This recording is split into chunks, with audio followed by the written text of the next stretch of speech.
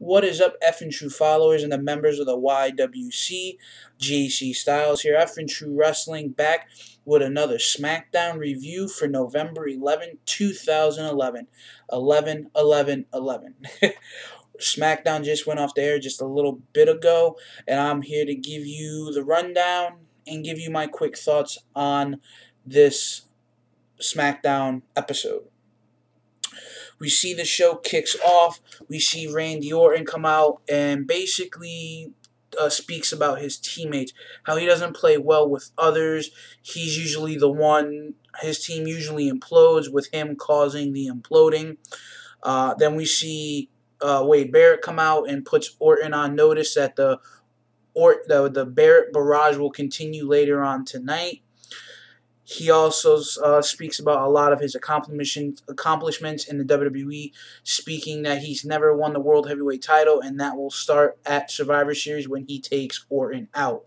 Then we see Christian come out and says he inspires others to be leaders, how Teddy Long went to Christian and asked him to be one of the captains at Survivor Series, but he stepped down and gave it to Wade Barrett. And he also allows Teddy Long to lead the SmackDown show. Then we see Christian and Barrett try to get the jump on Randy Orton, which is foiled by Sheamus when he comes out to the aid of Randy Orton. Teddy Long comes out and says, well, Christian, see that you're in a neck brace and your neck is quote-unquote fixed up. I'm going to make a match. It's going to be you and Sheamus up next, and later in the night we'll see Wade Barrett take on Randy Orton. Then we see Sheamus pick up the win over Christian in a very physical match. I mean, these guys basically took it to each other. We saw Sheamus pick up the win. We then see DB talking to the Divas, AJ and Caitlyn. He talks about last week how it was so shocking that he almost cashed in Money in the Bank. Then was interrupted by Mark Henry. Mark Henry says, do you think that's how it works? You think that it's easy to be world champion? And basically just, runs down Daniel Bryan. He then says, Daniel Bryan says, I don't care if it took you 15 years or 500 years. Come WrestleMania, if you're still World Heavyweight Champion, I'm going to cash in and beat you at WrestleMania.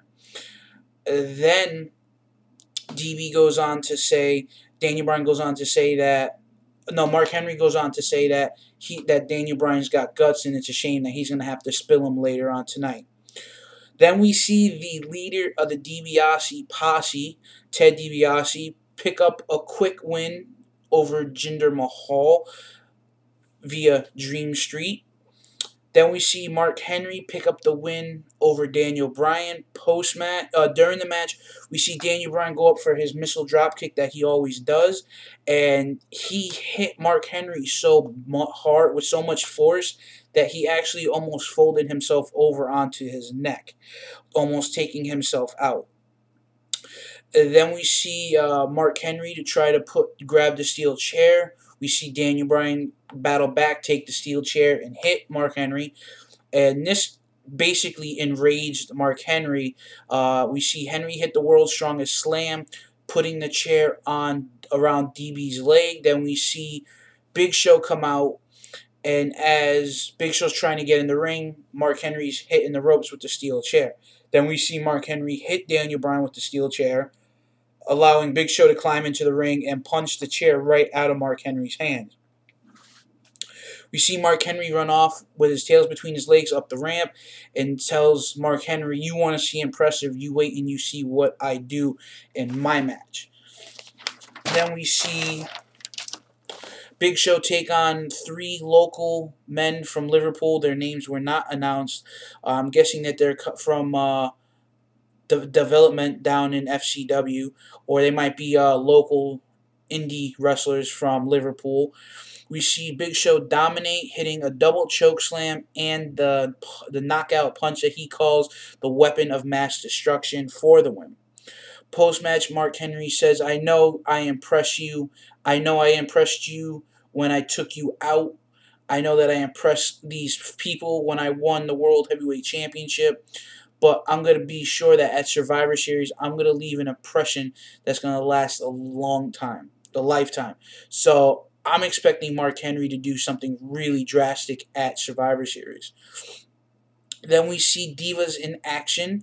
We see Alicia Fox pick up the win over Tamina with that flipping leg drop that she did last week, which I'm hoping that they give a name to that move, because it's innovative. You don't really see that move that often.